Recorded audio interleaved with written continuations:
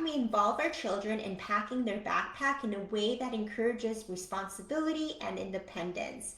Yes, we do want to do this because this is going to create for a calmer morning, and how we start the day sets the tone for the rest of the day, right?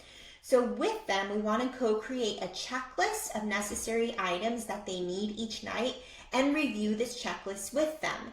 Perhaps if a checklist works for your child, maybe a checklist doesn't work. Find something that works for your child so that they can see what they need to pack. Allow them to choose and organize their supplies so they know exactly where their supplies are. Doesn't matter if they're stuffing things in their backpack. If it works for them, if it works for them.